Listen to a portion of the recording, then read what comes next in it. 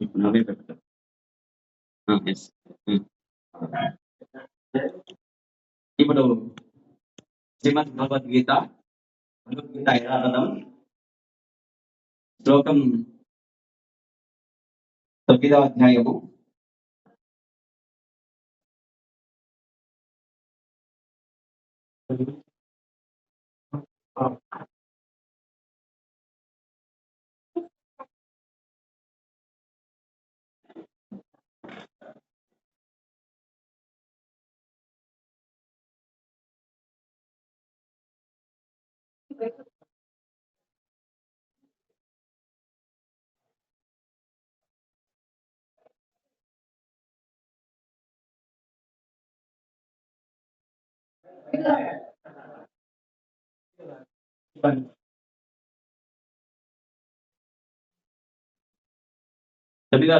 శ్లోకం తీయండి. అందరూ విధాలు ఉన్నాయి భౌతికలు ఉన్నాయా నీ దగ్గర? 26వ శ్లోకం 9వ అధ్యాయం 26వ శ్లోకం 9:26. వచ్చేటప్పుడు భౌతిక తెచ్చుకోండి అందరూ. ఎందుకంటే కృష్ణుడు చెప్పిన భగవద్గీతనే ధర్మం అంటే. ధర్మం అంటే ఉండాలి. అధర్మాలు ఏవైతే ఉన్నాయో వేరే మతాల వాళ్ళు ఏవైతే ఉన్నారో వాళ్ళు ఎప్పుడు సంఖ్యలు పెట్టుకొని తిరుగుతుంటారు. వాళ్ళు అది అధర్మం. అది చచ్చిపోయేవాళ్ళు చూస్తున్నారు కదా. వాళ్ళు ఎంత బాగా తీసుకుంటారు. వాళ్ళకి చదువు రాదు అని చదువు భగవద్గీత ఉంటుంది. మనం ఏం చేస్తున్నామంటే దాన్ని తీసుకోవడం లేదు. కాబట్టి అందరూ గీతను ఖచ్చితంగా ప్రతి ఆదివారం వచ్చేటప్పుడు తీసుకురండి. ఖచ్చితంగా తీసుకురావాలా.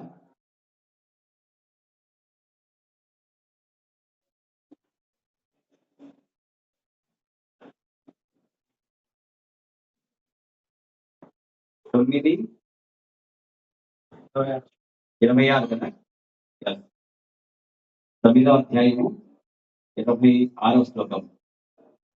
ఇది అందరికి తెలిసినది. ఇది శ్లోకము ఇప్పుడు చెప్పుకుందాం ఈసారి. ఈరోజు చెప్పండి. పత్రం పుష్పం ఫలంతో యోగే ప్రయచ్చతి. పత్రం పుష్పం ఫలంతో యోగే ప్రయచ్చతి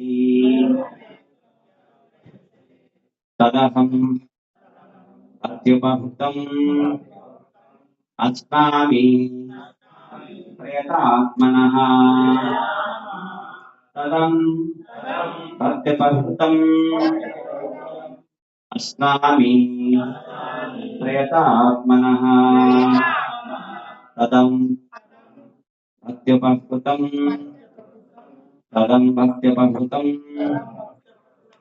అస్నామి ప్రయతాత్మనః. తదం అత్యుపహృతం అస్నామి ప్రయతాత్మనః. పత్రం పుష్పం ఫలంతో యోగే భక్త్యా ప్రయచ్చతి. తదం అత్యుపహృతం అస్నామి ప్రయతాత్మనః. మీరు ఎవరైనా చెప్తారా శ్లోకం? పత్రం పుష్పం ఫలంతో యోగే భక్త్యా ప్రయచ్చతి. తదహం అత్యుపహృతం అస్నామి ప్రయతాత్మనః. సరే అయితే ప్రతిపదార్థం చెప్తాం. మీరు నాతో పలకండి. పత్రం పత్రమును, పుష్పం పుష్పమును, ఫలం ఫలమును, తోయం జలమును, యమ ఎవరు, మే నాకు, భక్త్యా భక్తితో, ప్రయచ్చతి సమర్పించును, తత్ దానిని, అహం నేను, భక్తి ఉపహృతం భక్తితో, సమర్పించబడిన దానిని అస్నామి స్వీకరించును. ప్రేత ఆత్మన ప్రేత ఆత్మన శుద్ధాంతరంగమును గలవాని నుండి శుద్ధాంతరంగం గలవాని నుండి అని చెప్తాడు ఇక్కడ భగవానుడు. శిక్ష భగవాన్ చెప్తున్నాడు ఇక్కడ. కృష్ణుడు ఎవరు చెప్తున్నాడు? అర్జునుడు చెప్తున్నాడు ఇక్కడ. ఇప్పుడు భావము నేను చెప్తాను, నా తర్వాత మీరు పలకండి. ఎవరైనాను నాకు ప్రేమతోను భక్తితోను పత్రమును గాని పుష్పమును గాని ఫలమును గాని జలమును గాని అర్పించినచో దానిని నేను స్వీకరించును. ఇది అని చెప్పాడు అనమాట. ఎవరు చెప్తారు? చెప్పారనమాట. కాబట్టి భగవంతునికి మనము సమర్పించినది తీసుకోవాలి. ఏమి సమర్పించాలి? భగవంతుని సమర్పించింది మనం తీసుకోవాలి, మనం తినాలి. మనం తినేది ప్రసాదమే ఉండాలి. ఇదే 3వ అధ్యాయం 19వ శ్లోకం చెప్పారనమాట. యజ్ఞశిష్టాసి నష్టంత నచ్చంతే సర్వకిల్ విషయి నిజతే తే త్వగం పాప సజన్యాత్మా కారణాత్ అని చెప్పేసి చెప్తాను, మాట్లాడుకుంటుంది.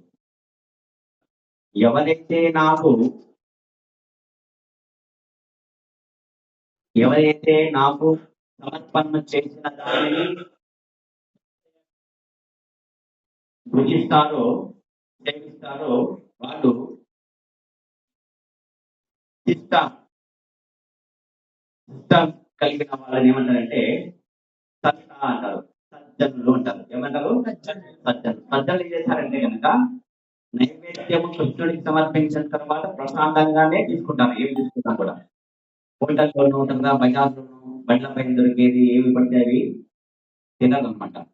ఎందుకంటే అవి సమర్పించలేదు కదా, నేరుగా తినకూడదు అనమాట. కాబట్టి అట్లా నేరుగా తినేవాళ్ళు ఏమవుతారంటే ఘోరమైన పాపం తిన్నట్టంట. వాళ్ళు పాపమే మించినట్టంట.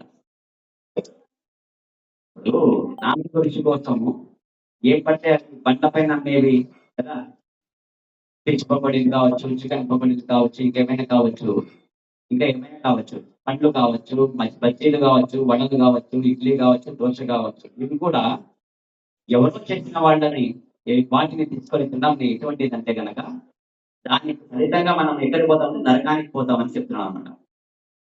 మరి ఏం తినాలంటే తినాలి, తినే పదార్థాలు అవి. కానీ ఏం తినాలని చెప్పినాడు? ఇవే తినాలన్నాడు. పత్రం ఎక్కడ చేస్తుంది? పత్రం ఎవరిస్తారు? పుష్పం ఎవరిస్తారు? ఫలం ఎవరిస్తారు? అంటే భగవంతునికి సమర్పణం చేయాల్సింది ఏదంటే చెట్ల ఉత్పత్తులు ఏవైతే ఉన్నాయో వాటిని మాత్రమే భగవంతునికి సమర్పణ చేసి నైవేద్యం పెట్టి ఆ తర్వాత భగవంతుడి యొక్క ఎంగిలి ఉచ్చిష్టం అంటాం దాన్ని సంస్కృతంలో. అదే ప్రసాదం అనమాట. అది ఏం చేస్తుంది? భర్తకు పెట్టి తర్వాత తింటుందన్నమాట ఉచ్చిష్టం. ఎందుకంటే పదియే ప్రత్యక్ష దేవం చెప్పి ఆమె అలా కదా. అట్లనే మనకందరికీ పతి ఎవరంటే కృష్ణుడు. దేనికి పది? ఈ బాడీకి పది కాదు ఆయన, ఆత్మకి పది ఆయన. ఆత్మలకు యజమాని ఆయన. మనమంతా జీవాత్మలు, ఆయన పరమ ఆత్మ ఆయన. అంటే ఈ జీవాత్మలని మనం ఎక్కడ ఇవ్వాలంటే ఆయన యొక్క అంశాలు, ఆయన నుంచి వచ్చిన వాళ్ళం మనం. ఆయన మనకు యజమాని. భార్యకి ఎవరు యజమాని? భర్త. కాబట్టి ఒక భార్య యజమాని భర్తను ఏ విధంగా సేవిస్తుందో ఆ విధంగా మనం సేవించాలి. ఎవరిని? శ్రీకృష్ణుని, భగవానుడిని. కాబట్టి ఆయన నైవేద్యం పెట్టకుండా తినాలనా? తినకూడదు.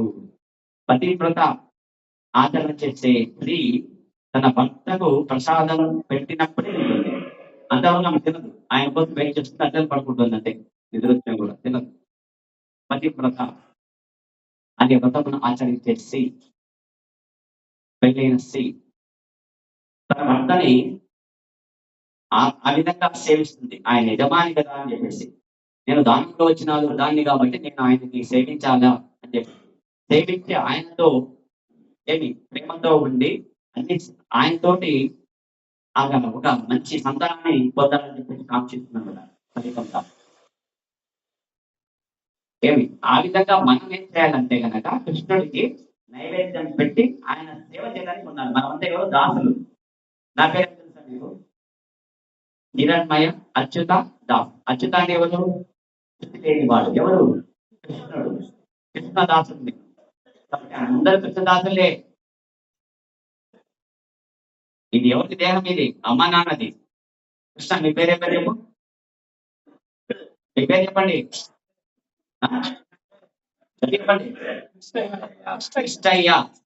కృష్ణయ్య అనే పేరు ఈ దేహానికి వాళ్ళ అమ్మ నాన్న పెట్టింది. ఇది దేహం ఎవరిది? అమ్మ నాన్నది. మీరు జీవాత్మ. మీరు ఎవరు దాసుడు? మీరు కృష్ణుడు దాసుడు. మీరు మనమంతా దాసులే. జీవులందరూ సర్వము జీవులందరూ ఎవరి దాసులు అంటే ఎవరు యజమాని అంటే జీవులందరికీ యజమాని ఎవరంటే భగవంతుడు. దేవాది దేవుడు శ్రీకృష్ణ భగవానుడు కదా. కాబట్టి ఆయన బాస్, వేరాల దాస్. ఆయన బాస్, మనము దాస్. కాబట్టి దాసు యొక్క లక్ష్యం ఏమిటంటే బాసు యొక్క సేవ చేయడమే. అదే భక్తితో చేసే భక్తి యోగంలో ఉండే చేసే సేవలో ఇది మొదటి మెట్టు. పత్రం పుష్పం ఫలంతో ఎం అని చెప్పాడు అనమాట. నా భక్తులు అంటాడు ఇక్కడ. ఎవరు? ఆ భక్తులు వచ్చేసి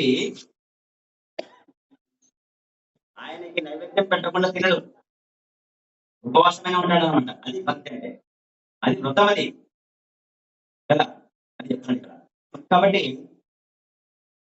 మనము మన ఇంద్రియ తృప్తి కోసము ఏమి పడితే అవి తినడం వల్ల ఏమవుతుందంటే నరకానికి పోతాము. ఘోరమైన పాపము కలుగుతుంది. ఎందుకు కలుగుతుంది? విధానం.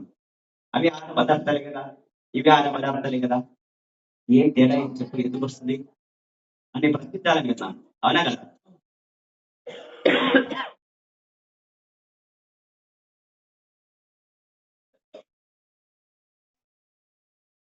ఎందుకు కలుగుతుందంటే ఇప్పుడు బియ్యం ఎట్లా వస్తాయి చెప్పండి? వడ్ల నుంచి కదా.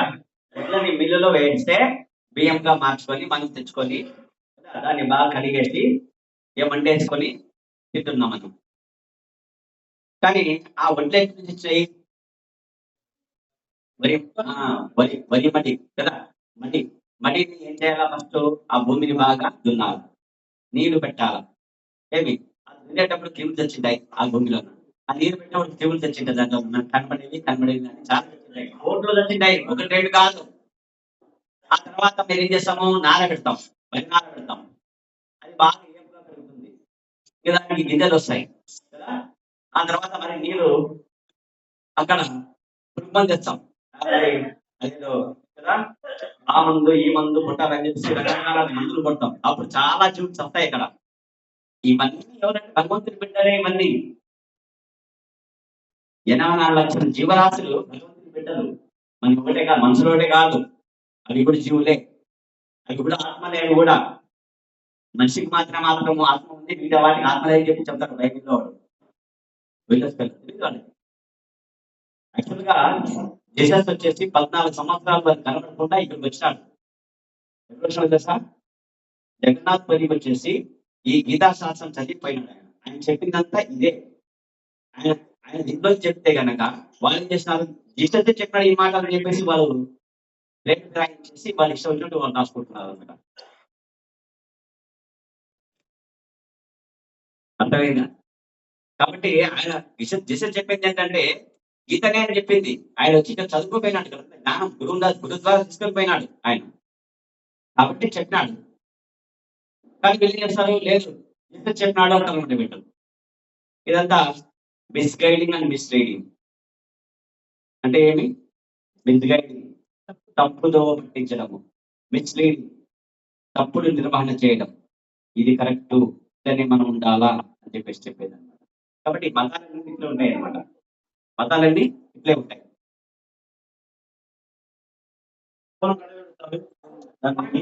లేదు ఫోన్ లేదు కొట్టిదే పౌచ్ అక్కడ పెట్టేస్తాను. సో కాబట్టి మనకు భగవంతుడి యొక్క శాస్త్రం ధర్మం ఏది అంటే గీతనే. ధర్మం సాక్షాత్ భగవత్ ప్రణీతం అంటాం. అంటే భగవంతుడు చెప్పిందే ధర్మం, వేరెవరో చెప్పింది మాత్రం కాదు ధర్మం అంటే. ఆయన ఏం చెప్పినాడంటే గీతలు ఏం చెప్పినాడు, మనుషులుగా మనం ఏం తినాలని చెప్పినాడు, పత్రము కానీ పుష్పము కానీ ఫలము కానీ అంటే ఉద్బీజములు పిండజములు అండజములు శ్వేతజములు అని చెప్పేసి సృష్టిలో 84 లక్షల జీవరాశులు 4 రకాలుగా విభజించబడినాయి అనమాట. దాంట్లో విత్తు ద్వారా వచ్చే ఉత్పత్తి ఏదైతే ఉందాయో, మొక్కలు చెట్లు నుంచి ఉత్పత్తులు వృక్షజాతులకు సంబంధించి ఏవైతే ఉన్నాయో వాటి యొక్క ఉత్పత్తులు మాత్రమే మనం నివేదన చేసి తీసుకోవాలని చెప్పేసి అర్థం అంతే. కాయగూరలు పండ్లు ఇవన్నీ ఇది చెప్పినాడు ఇక్కడ చెప్తాను. కానీ మనం చేసుకుంటున్నామంటే మనం ఇష్టం వచ్చినట్టు మేము చెప్తున్నాం. ఆదివారం వస్తే కనుక కదా ఇది మిషన్, ఇది కృష్ణ మీ దగ్గర బండి ఉందా, కృష్ణ మీ దగ్గర బండి ఉందా, ఏం బండి, స్కూటీ, దాంట్లో ఏం పోస్తారు, డీజిల్ పోయండి కదా. మరి ఇది కూడా అంతే, ఈ ఇంజన్ కి ఏం పోయాలని ఏం ఇవ్వాలి అన్నాడు, పత్రము పుష్పము ఫలం అంటే ఉత్పత్తి, చెట్లు నుంచి ఉత్పత్తి అయిన ఏదైతే ఉన్నాయో ఆ పదార్థాన్ని ఇవ్వమని చెప్పినాడు ఈ ఇంజన్ కి. మరి దీనికి 2 కాళ్ళది చికెన్, 4 కళ్ళది గొర్రె మేక పొట్టేలు, ఇంకా ఆవు, ఇంకా పంది, ఇంకా కుక్క, మేక, ఇవన్నీ కప్పలు రొయ్యలు ఇవన్నీ జీవులు. ఇవి చస్తే తగ్గమంటాం, శవం అంటామా లేదంటే జీవం అంటామా. మరి శవాన్ని ఏం చేస్తున్నామంటే దానికి బాగా మసాలాలు పోసేసి బాగా దానికి మేకప్ చేసి దీన్ని ఈ పొట్టని శ్మశానం చేసుకుంటున్నాం. ఏం చేస్తున్నాము, పొట్టే శ్మశానం అనేది. మరి ఇది మిషన్ పాడైపోదా అప్పుడు, ఎందుకు రావచ్చు బీపీలు షుగర్లు కదా, కిడ్నీ ఫెయిల్యూర్లు, హార్ట్ అటాక్లు ఎందుకు కాపాడతాను చెప్పింది వింటే కదా కాబట్టి.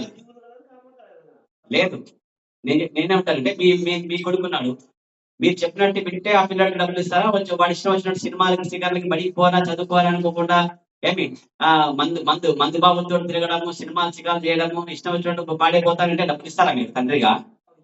మరి అంతే ఇది కూడా అంతే, చెప్పింది చేస్తేనే వాళ్ళంటే భక్తులు, వాళ్ళంటే ఎక్కువ ప్రేమ కలిగి ఉంటాడు భగవంతుడు. అన్నిటా ఉంటాడు, దేవుడు లేడని చెప్పేసి మూర్ఖుడి దగ్గర కూడా లోపల బలిష్ట పరమాత్మగా ఆయన ఉంటాడు. ఆయన ఉన్నాడు, ఆయన కరుణామయుడు, ఆయన దయామయుడు, అంతే ఉన్నాడు. ఆయన లేడు దేవుడు అని చెప్పేవాడు హృదయంలో కూడా ఉంటాడు. అందరు మొక్కుతారు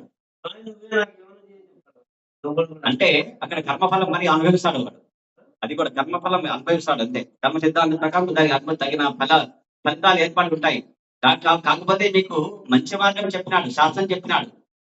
దొంగతనం చేస్తే జైల్లో వేస్తారు, శిక్ష అనుభవించాలా, ఇవన్నీ న్యాయశాస్త్రాలు, అనుభవము, పక్కవాళ్ళు చూస్తుందో ఇవన్నీ చూసి తెలుసుకొని కూడా మళ్ళీ తప్పు చేస్తే కనుక దానికి ఫలితం ఖచ్చితంగా అనుభవించక తప్పదన్నమాట. కాబట్టి అది కాదు.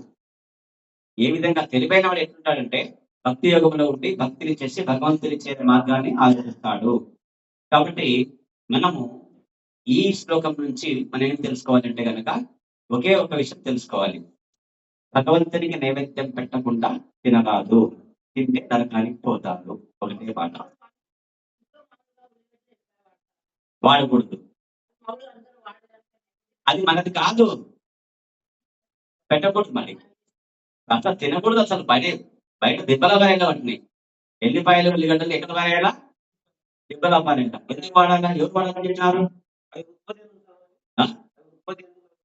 అదే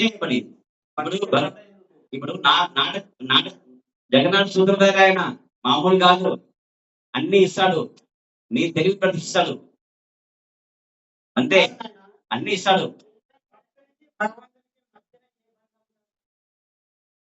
ప్రేమ బంధమే ఉంటది.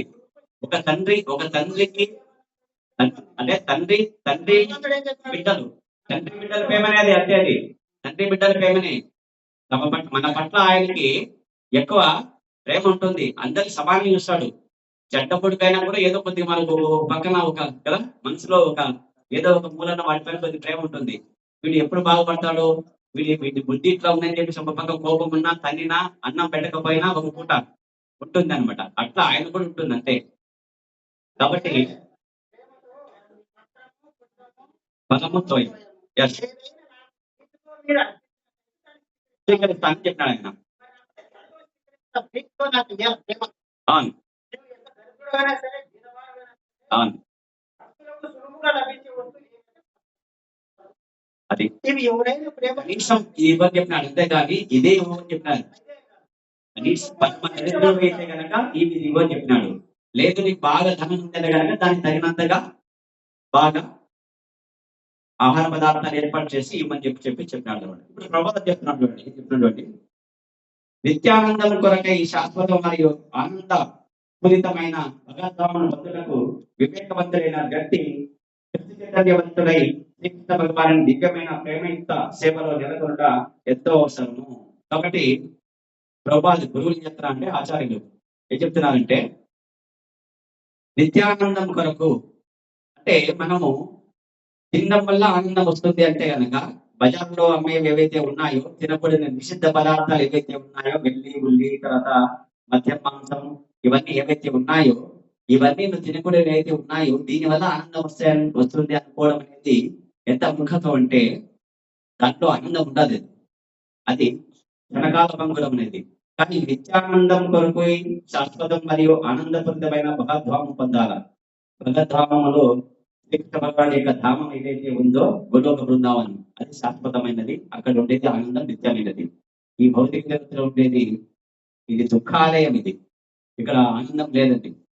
మనం అనుకుంటాం మూర్ఖంగా నేను ఎంతో ఆనందంగా ఉన్నాను, సుఖంగా ఉన్నాను అని చెప్పేసి, నాకు ఎంతో ఆశలు ఉన్నాయి, కోట్లు డాలర్లు నాకు ప్రపంచ బ్యాంకులు పెట్టుకున్నాను, నాకు అన్ని ఆశలు ఉన్నాయి, నేను పెద్ద పొడంగి, నేను నియంత్రిస్తాను, ప్రపంచాన్ని నేను గుప్పెట్లో పెట్టుకుంటాను, నాకు మంత్రాలు ఉన్నాయి, శక్తులు ఉన్నాయి అనే వాళ్ళంతా ఎవరంటే వాళ్ళంతా మూర్ఖుడు. వాళ్ళు ఎవరంటే మూర్ఖుడు. ఇక్కడ ఏం లేదు. ఇదేం తెలుసా? ఇది భౌతిక జగత్తు దుఃఖాలయము, అంధకార బంధురము, అశాశ్వతం. ఈ భౌతిక జగత్తే శాశ్వతం కాదు. వాళ్ళు శాశ్వతమా? అయిపోయింది. తర్వాత ఇది దుఃఖాలయం. ఇది శివాలయంలో ఎవరు ఉంటారు? రామాలయంలో ఎవరు ఉంటారు? మరి దుఃఖాలయంలో ఎవరు ఉంటారు? దుఃఖాలయంలో ఏముంటుంది? దుఃఖమే ఉంటుంది. కాబట్టి ఇక్కడ దుఃఖమే. ఇక్కడ ఉండేవాళ్ళ దుఃఖం దుఃఖించాల్సిందే. దుఃఖించకుండా ఉండేవాడు ఎవరంటే ఒక కృష్ణ భక్తుడు మాత్రమే, కృష్ణ చైతన్యం కలిగిన వాడు మాత్రమే. నన్నే భక్త ప్రదర్శన కృష్ణుడు ఏమన్నాడు? నన్నే భక్త ప్రదర్శతి, నా భక్తుడికి నాశనం లేదు అంటారు. కాబట్టి కృష్ణ చైతన్యాన్ని కలిగి ఉండాలి. ఆ చైతన్యంతో మనము జీవించినప్పుడు, భగవంతునికి దాసుడిగా ఉండి ఆయనకు సేవ చేసినప్పుడు, మనము భక్తి యోగంలో నిలిచినప్పుడు నిత్యము ఆయనని కదా అనన్యా చింతయంతో మాం యజన పర్యుపాసతే దేశాం నిత్యాభియుక్తానం యోగక్షేమం వహామి అని చెప్పినాడు. కాబట్టి నా భక్తుడికి నాశనం లేదని చెప్పి వాగ్దానం చేసినాడు. అక్కడ అర్జున గట్టిగా చాటు చెప్పు, నా భక్తుడు ఎప్పుడు నాశనం కాడని చెప్పు అని చెప్తారు అనమాట. ఎందుకంటే అనన్య చిత్తం చేస్తున్నాడు, వేరే చిత్తం చేయడు. అసలు వేరే కోరికలు ఉండవు ఆయనకి, ఏమి ఉండవు అసలు ఆయనకి. కృష్ణుడు తప్ప వేరే ఆలోచన ఉండదు. అది కృష్ణచైతన్యం అంటే. ఏం చెప్పినాడు? భక్తో మధ్యాజీమం నమస్కరి చెప్పినాడు. మనసులో నిరంతరము నన్నే కృష్ణ కృష్ణ కృష్ణ కృష్ణ కృష్ణ కృష్ణ కృష్ణ కృష్ణ కృష్ణ అని చెప్పి మనసు కొట్టుకోవాలి. లబ్డబ్ అని గాలి కొట్టుకోవాల్సింది. ఎవరు కొట్టుకోవాలి? కృష్ణ కృష్ణ కృష్ణ కృష్ణ అని ఉండాలి. అంతే. కృష్ణ శబ్దమే ఉండాలి మనసులో, వేరే శబ్దమే ఉండకూడదు. మనసు అంతా ఉండాలి, కృష్ణనే ఉండాలి. అది మొదటి మాట చెప్పినాడు. తర్వాత మన్మన భవ మద్భక్త, నా భక్తుడు కమ్మంటాడు. మధ్యాజి, నన్ను పూజించము. నమస్కరు, నాకు నమస్కారం చేయి. నాలుగే మాట చెప్పినాడు. అంతా ఏం చెప్పలేదు. చెప్పేది నాలుగే పనులు. చేయలేమా మనం? చెప్పండి. మనసులో కృష్ణుని ఎప్పుడు తలుచుకోలేమా? వేరే ఆలోచన లేకుండా వేరే ఆలోచన ఉంటే ఏమైతుంది? ఖరాబ్ అవుతుంది, మైండ్ ఖరాబ్ అవుతుంది. ఏమవుతుంది? తొందరగా బీపీ వచ్చేసి ఎక్కడ పోతాము? హాస్పిటల్ పాలవుతాము. ఎక్కువ చేయకూడదు అంటే సర్వకారణ కాని ఎవరు? భగవంతుడు. ఎవరు? భగవంతుడు. ఈశ్వర పరమః కృష్ణ సచ్చిదానంద విగ్రహ అనాదిరాది గోవింద సర్వకారణ కారణం. మమ్మల్ని సృష్టించిన బ్రహ్మదేవుడే చెప్పిన మాట ఇది, వేరెవరు చెప్పేది కాదు ఇక్కడ. కాబట్టి సర్వకారణ కారణుడే భగవానుడు, శ్రీకృష్ణ భగవానుడే. కాబట్టి మనం చింత చేయకూడదు, అవసరం లేదు. కాబట్టి నిరంతరం కృష్ణ చింతన ఉంటే చాలంటే ఏ కృష్ణ ఆయన భక్తులు కావాలా, ఆయనను పూజించాలి, ఆయన నమస్కారం చేయాలంటే మనం చేయాల్సింది 4 మాటలు. చిన్న పిల్లలు చేయగలడు ఇది, కాబట్టి మనం చేయాలి. కాబట్టి అదే చెప్తున్నాడు. కాబట్టి భగవద్ధామం చేరాలా అని తలచేవారంటే వివేకవంతుడైన వాడు. అతను ఎవరంటే ఆ వివేకవంతుడు ఎవరంటే వివేకవంతుడు ఎవరంటే కృషితన్యం కలిగిన వాడు. ఈ చట్టం కలిగి ఉంటే చాలు, దానితో భగవంతుని యొక్క దివ్య కదా సేవని ప్రేమతో భక్తితో చేస్తాము. అప్పుడు మనకు ధామాన్ని భగవంతుడు కృష్ణుడు తీసుకెళ్తాడు. దీంట్లో ఎటువంటి సందేహం లేదు అని చెప్తున్నాడు ఇక్కడ ప్రభుపాద చెప్తున్నాడు. కాబట్టి ఇదే మనం చేయాలి. కాబట్టి నిజమైన కాటి అద్భుత ఫలం మనం కలుగ చేయు పద్ధతి ఎంతో సులభమైనది. ఎట్టి యోగ్యత లేని పరమ దశకి కూడా ఇది ఆచరణ సాధ్యమైనది. ఇప్పుడు చెప్పింది మీరే అదే కదా చెప్పింది. పరమదశుడు ఉన్నాడు, మన దగ్గర ఏం లేకపోయినా కనీసము ఒక గ్లాసులో నీళ్లు పెట్టేసి దాంట్లో తులసిదళం పెట్టేసి కృష్ణ నేను ఇంతే ఇవ్వగలను నీకు అని చెప్పేసి ప్రార్థిస్తానంట. ఆయన కూడా భగవంతుని తీసుకెళ్తాడు కృష్ణుడు. ఇంకేం కాదు చెప్పండి, చెప్పండి. ఇంతకంటే సులభమైన మార్గం ఏదైనా ఉంటే చెప్పండి. ఎవరైనా ఉద్ధరించబడతారు ఇక్కడ. డబ్బు లేనివాడు కావచ్చు, డబ్బు ఉన్నవాడు కావచ్చు, ఎవరైనా కావచ్చు. ప్రపంచంలో ఉండే ప్రతి మనిషి మానవ దేహం తీసుకున్న ప్రతి ఒక్కడును ఉద్ధరించబడతాడు ఈ మార్గంలో ఉంటే. ఇదే సరైన మార్గము. మిగతావన్నీ తప్పుడు మార్గాలు, తప్పుడు మార్గాలు. ఇవి గీతలో చాలాసార్లు కృష్ణుడు చెప్పాడు ఇక్కడ. కాబట్టి కేవలం దీక్ష భవానికి శుద్ధ భక్తులై ఉండుటయే ఈ విషయంలో కావలసిన వాంఛింపలేని ఏకైక యోగ్యత. కాబట్టి మనకు గల యోగ్యత ఏంటంటే ఏం యోగ్యత ఉండాలి చాలు, ఏం అర్హత కలిగి ఉంటే చాలు. యోగ్యతగా అర్హత, ఏం అర్హత కలిగి ఉండాలి మనకు? కేవలం కృష్ణ భక్తులు కావడం అనేది ఇదే యోగ్యత. శుద్ధ భక్తులు. శుద్ధ భక్తులు అంటే ఎవరు? భక్తులు అంటే వేరే దేవతలు కొలిచేవాడండి. భక్తులు అంటే ఎవరు తెలుసా? చెప్పండి. అన్ని దేవతలు కొలిచేవాడు భక్తులు అంటే. శుద్ధ భక్తులు అంటే ఎస్. ఎందుకు శుద్ధ భక్తులు అన్నారంటే కృష్ణుడు శుద్ధ సత్వస్థితిలో ఉండేవాడు. కృష్ణ చాలా అవతారాలు ఉన్నాయి. భాగవతంలో వచ్చేసి 22 అవతారాల గురించి చెప్పినారు. ఇంకా ఇసుక సముద్రం ఒడ్డున ఉండే ఇసుక ఎన్ని ఉన్నాయి, అన్ని అవతారాలు ఉన్నాయండి. మనం చెప్పలేము, అనంతం. ఆదిశేషుడికి ఎన్ని ఉన్నాయి తరాలు చెప్పండి, చెప్పండి. అనంతుడు. అనంతమైన తలలు కలిగిన ఆయన నోటితోన అవతారాలు వల్లించలేనంతగా ఉన్నాయంట. మనకు తెలియదు, అంటే లిమిట్ లేదు దానికి. కాబట్టి అంటే ఒక్కడే భగవానుడు, దేవాది దేవుడు. దేవాది దేవుడు ఒకడే శిక్ష భగవాన్ అంటే. మిగతా వాళ్ళంతా వచ్చేసి దేవీ దేవతల వీళ్ళు, లోకపాలకులు వీళ్ళు. ఇప్పుడు మన బ్రహ్మాండం ఉంది కదా, ఈ బ్రహ్మాండంలో 14 లోకాలు ఉన్నాయి. ఒక్కొక్క లోకాలకు లోకపాలకులు ఉంటారు. కాబట్టి ఈ ఈ ఈ ఈ మొత్తం 14 లోకాలు ఉన్నాయి కదా. మనం ఉండే లోకం ఏది? భూలోకం. కాబట్టి భూలోకానికి ఒక లోకపాలకుడు, తర్వాత పితృలోకానికి ఒక లోకపాలకుడు, దేవలోకానికి ఒక లోకపాలకుడు, తర్వాత మహర్లోకానికి ఒక లోకపాలకుడు, జనలోకానికి ఒక లోకపాలకుడు, తపోలోకానికి ఒక లోకపాలకుడు, సత్యలోకానికి ఒక లోకపాలకుడు బ్రహ్మదేవుడు. కాబట్టి ఆర్యముడు, తర్వాత ఇంద్రుడు, తర్వాత మనకు ఇక్కడ భౌతిక జగత్తుకు వచ్చేసి విఘ్నేశ్వరుడు. మరి 14 లోకాలకు వచ్చేసి దేవీధామం అని చెప్పి అంటారు. దీనిపైన శంభుధామం అంటే కైలాసం ఉంటుంది.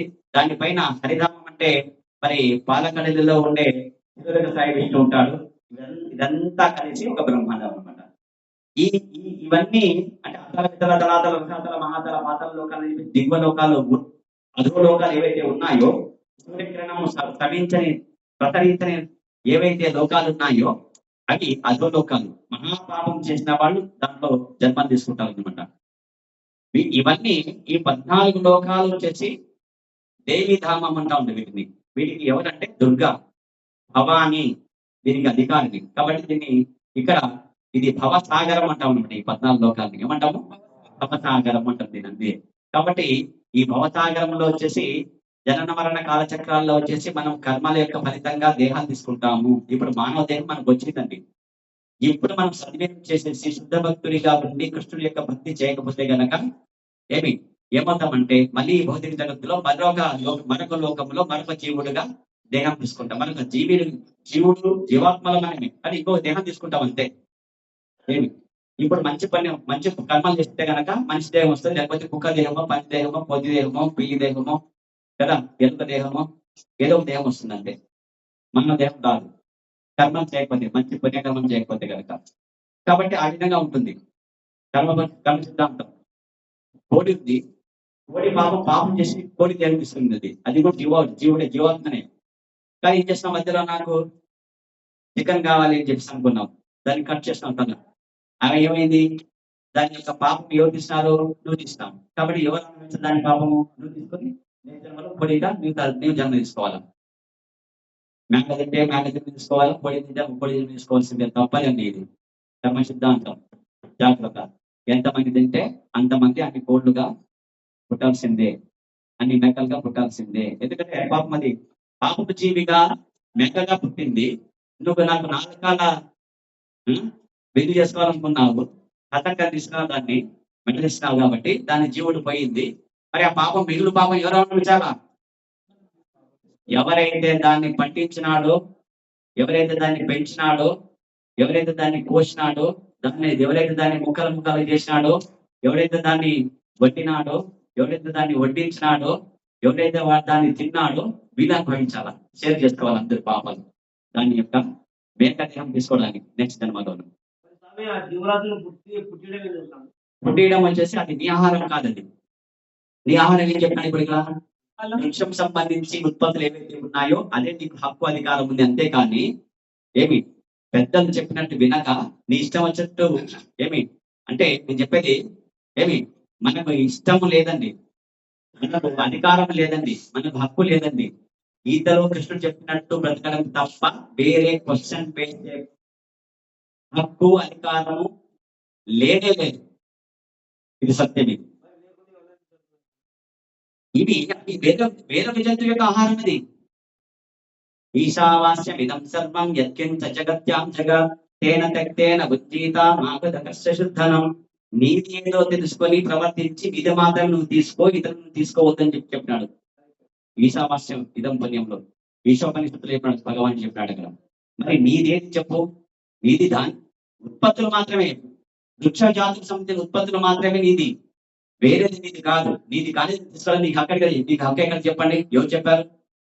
అజ్ఞానం కలిగిన వాళ్ళు వెధవలు వాళ్ళు ఆ జంతువునికి ఆత్మ లేదని చెప్పేసి చంపిదని వచ్చి చెప్తారు చర్చిలో ఉన్న వెధవలకి. ఇది సత్యం అండి. ఇది వాడికి ఏం తెలుసు? వాడికి హాఫ్ నాలెడ్జ్. ఆమె అడగదు. దొంగలు కొంతమంది చేశారండి ఇవన్నీ నాలుగు గురించి కోసము. వాళ్ళు ఎవరు అంటే ఇక్కడ గురువులు ఏమన్నారంటే 5 రకాల గురువులు ఉన్నారు. నిషిద్ధ గురువు చేస్తారు ఈ పని. ఎవరు? నిషిద్ధ గురువు. ఏదైతే నిషిద్ధమో దాన్ని చెప్పించే గురువు ఉన్నాడు ఒకడు, వాడి నిషిద్ధ గురువు. ప్రేతాలకు భూతాలకి బలి ఇవ్వాలని చెప్పేసి ఆ మంత్రాలు నేర్చుకొని అందరికి గురువుగా ప్రార్థించేవాడు నిషిద్ధ గురువు. సూచక గురువు, వాచక గురువు, పరమ గురువు, నిషిద్ధ గురువు అని చెప్పేసి 5 రకాలు. బోధక గురువు సూచక, వాచక, బోధక, పరమ, నిషిద్ధ. ఈ నిషిద్ధ గురువు తప్ప మిగతా గురువులందరూ మంచి గురువులండి. పరమ గురువు అంటే ఆధ్యాత్మిక గురువు. ఇటువంటి వాడు ప్రభుపాద్కి జై. వీళ్ళు పరమ గురువులు. అంటే భగవంతుడి యొక్క మార్గాన్ని చెప్పేవాడు పరమ గురువు. కాబట్టి అవి మనవి కాదండి. మనవి కాని వాటిపైన మనకు హక్కు లేదు. ఇది తెలియక మనం ఏమి చేస్తున్నామంటే పాపం చేస్తున్నాం, వేరే వాళ్ళది తీసుకుంటున్నాం. దొంగలు మనం. నీది కానిది నువ్వు తీసుకో, నాది కానీ నేను తీసుకుంటే నేను దొంగనా కాదని చెప్పండి. గట్టి చెప్పండి. దొంగనే కదా నేను. నాది కాని అయినా కూడా నో నో నో, అది నీది కాదండి. నీకు శాస్త్రం చెప్పేది అదే. నీది కానిది నువ్వు తీసుకోకూడదు చెప్పినాడు ఇక్కడ కృష్ణుడు. నీది కాదు. నువ్వు నాకు అంటే కృష్ణుడికి ఇష్టం లేదు నీకెందుకు? చెప్పు కృష్ణ. నాకేం సంవరం చెప్పినాడు నాకు? చెప్పినాడు గుడ్డు గుడ్డు పెట్టు కానీ కోడి పెట్టు ఎన్నుబొట్టు ఎన్నుబోతు పెద్ద అని చెప్పినాడు ఇక్కడ ఏమన్నా? ఏం చెప్పినాడు? తనే చెప్పినాడు ఇక్కడ. భగవాన్ సాక్షాత్తు భగవంతుడు చెప్పిందే ఇది.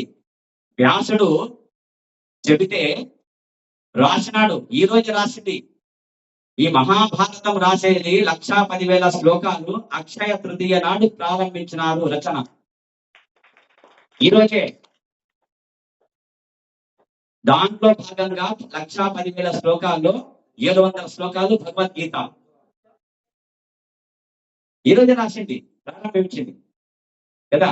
వ్యాసుడు వచ్చేసి నేను మహాభారతం రాయించాలనుకున్నాను, మరి నా యొక్క శ్లోకాల యొక్క వేగానికి తట్టుకొని అట్లనే మళ్ళీ శ్లోకం చెప్పాలనుకుంటా రాసే దక్షత ఎవరికి చెప్పంటే అప్పుడు నార్థమని చెప్తాడంట. ఆయన గురువు కాబట్టి గురువు చెప్తాడంట, ఉన్నాడు వినాయకుడు కైలాసంలో మహాదేవుడు కొడుకు అంటే సరే ఆయన చూస్తాడంట. ఆయన చెప్తాడంట వచ్చి వినాయకుడు, సరే మహర్షి గారు ఏమి మీరు నేను రాసేటప్పుడు కొద్దిగా ఆగు అని చేసి మళ్ళీ అనకూడదు. మీరు నన్ను ఆగమని చెప్పకుండా నేను రాసే వేగాన్ని తట్టుకొని చెప్పగలిగే శక్తి ముకుందని చెప్పి అడగానంట. వేసుకుంటానంట. అప్పుడు ఆ విధంగా ఇద్దరు కలిసి రాస్తారు. ఈ రోజే ప్రారంభించింది అది. అక్షయ తృతీయ నాటి నుంచి ప్రారంభించారు. ఈ రోజే మహాభారతం రచన ప్రారంభించిన దినం ఈ రోజు. ఇంకా ఈ రోజు అక్షయ తృతీయ గురించి ఇన్ని కథలు నేను చెప్పేది. దాంట్లో ఒక కథ ఇప్పుడు లీక్ అయింది మీకు.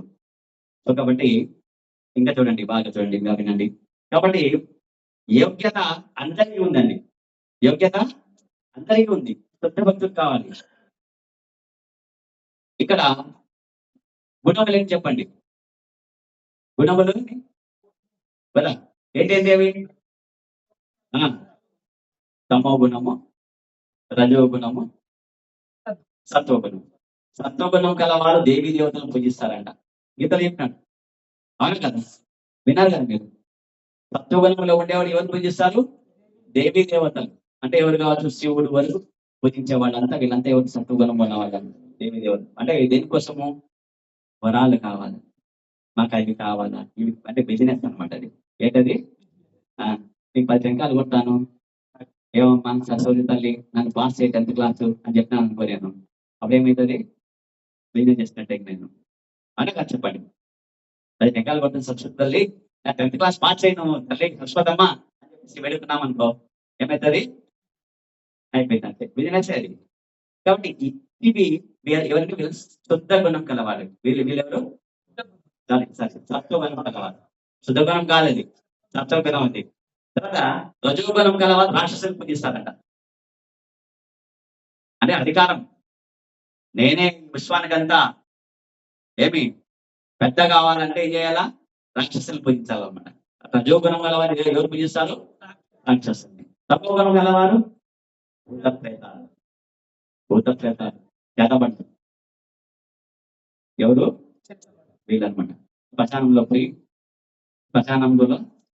కదా నిమ్మకాయలు ఇవన్నీ పోయి మంత్రాలు ఏదో క్షుద్ర విద్యలు ఇవన్నీ. కాబట్టి ఇవి తమో గుణం వాళ్ళు చేసేవి. కాబట్టి సత్వగుణం ఉండేవాళ్ళు దేవి దేవతలను పూజిస్తారు. మరి కృష్ణుడు పూజించే కృష్ణుడు ఎవరు?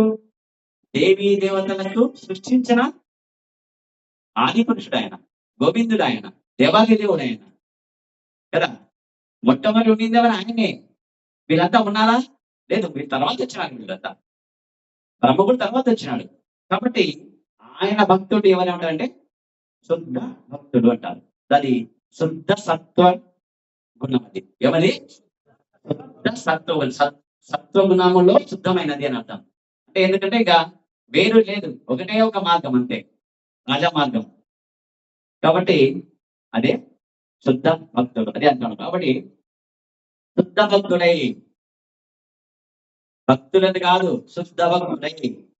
శ్రీకృష్ణ భగవాన్ శుద్ధ భక్తుడు ఒకటే ఒకడు, దేవాది దేవుడు శ్రీకృష్ణ భగవానుడు. అతను తప్ప నేను వేరే వాళ్ళి భక్తుని కాని చెప్పాడు. కాబట్టి ఈ విషయము మానవుని దేశకాల పరిస్థితులలో దానికి ఎట్టి సంబంధం లేదు. ఇక్కడ చెప్తాడు, ద్రౌపది చెప్తాడంటే నువ్వు ఏ దేశంలో పుట్టు, ఏ ఆఫ్రికా ఖండంలో పుట్టినావా, పర్లేదు, నువ్వు మంచి అయితే చాలు అంతే, నువ్వు కూడా శుద్ధ భక్తుల స్థాయికి రావచ్చు అని చెప్పినాడు అక్కడ. కాబట్టి ఆ విధంగా వాళ్ళంతా అయిపోయినారు. వాళ్ళంతా చూసా కదా, మ్లేచ్చులు అంటే మీ చేపలు తినేవాళ్ళు, యవనులు అంటే ఎవరు, తురకలు. వీళ్ళంతా అక్కడ పాపం ఏమైనా తెలుసా, ప్రభుపాదుల వాళ్ళ శిష్యులు అయిపోయి వాళ్ళు కూడా పెద్ద పిల్లకలు పెట్టేసుకొని కదా, కంఠమాల చేసుకొని, మరి నాలాగా కూడా వాళ్ళు కూడా దీక్ష తీసుకొని ఏమి మరి దివ్య నామాన్ని అంటే ఆధ్యాత్మిక నామాన్ని తీసుకొని జపతపాలు చేస్తూ ఉన్నారు వాళ్ళంతా. ఏం జపము? హరే కృష్ణ హరే కృష్ణ కృష్ణ కృష్ణ హరే హరే, హరే రామ హరే రామ రామ రామ హరే. ఇది ఒక్క మంత్రం చాలు మిమ్మల్ని ఉద్ధరించడానికి. మీరు ఏం చేయాల్సిన అవసరం లేదు. ముక్కు మూసుకొని ఏమి వేల సంవత్సరాలు తపస్సు చేస్తే కానీ ధ్యాన యోగం, ఏది ధ్యాన యోగం ఉంది కదా, ధ్యాన యోగము 100 సంవత్సరాలు చేస్తే నీకు ఫలం రాదండి. అది ఫలం వచ్చేది కాదు. అది 1,00,000 సంవత్సరాల ఆయుష్ ఉన్నప్పుడు పనికి వచ్చేది యోగం. అది తపస్సు, ధ్యాన యోగం అనేది, ధ్యానం అనేది ఇప్పటిది కాదు. అది అర్థమైందా? తర్వాత యజ్ఞయాగాదులు ఏవైతే ఉన్నాయో ఆ యజ్ఞం చేసే దేవుడు ఎప్పుడంటే 10,000 సంవత్సరాలు ఆయుష్ ఉంటే మనుషులు చేసే కాలం ఉండేది. ఇప్పటిది కాదది. 100 సంవత్సరాలు ఉండేవాళ్ళు చేయాల్సింది కాదది. ఫలితాలు రావవి. 10,000 సంవత్సరాలు తప్ప ఏది యజ్ఞం చేసినారంట. ఎవరు? సౌనకాది మహర్షులు. ఎక్కడ? నైమిషారణ్యంలో. ఏమొచ్చింది? ఏం రాలేదు. అంత మసి, అంత బూడిదంతా శరీరం పైన పడి నల్లగా మసి పట్టిపోయినారు వాళ్ళంతా. తర్వాత మరి ఎవరు వచ్చినారు బాగుందని చెప్పడానికి? చెప్పండి, ఎవరు వచ్చాడు? కాదు, శుకుడి దగ్గర విన్న ఒకరు వచ్చినారు, సూత గోస్వామి. సూతుడు ఎవరు? సూతుడు కదా. కాబట్టి రోమాచుడు కుమారుడు ఆయన వస్తాడు అనమాట. ఆయన పౌరాణికుడు. ఆయన ఎవరు? ఆయన పౌరాణికుడు. మీరు ఏదైనా సత్యనారాయణ చూడదాం చెప్పేటప్పుడు ఇక్కడ కూడా కదా, సూతుడు నైమిషారణ్యంలో సౌనకాది మహర్షులతో ఈ వ్రత విధానం ఈ విధంగా చెప్పగలిగాను అని చెప్తుంటున్నారు కదా. అన్నది వినాలి ఎప్పుడైనా మీరు? వినలేదా? మరి ఆయన పౌరాణికుడు. ఆయన చెప్పిందే భాగవతం. సుత మహాముని, సుతముని, సుత గోస్వామి అంటారు ఆయన. మరి ఈ పరాశర కుమారుడైన వ్యాసదేవుడి యొక్క కుమారుడైన సుఖదేవ గోస్వామి పరీక్షిత్ మహారాజుతో చెప్పేటప్పుడు శ్రవణం చేస్తాడు, సాక్షాత్తుగా ప్రత్యక్షంగా శ్రవణం చేస్తాడు అనమాట. అందుకే వీళ్ళంతా బ్రాహ్మణులు. ఈయనేమో శూద్రుడు.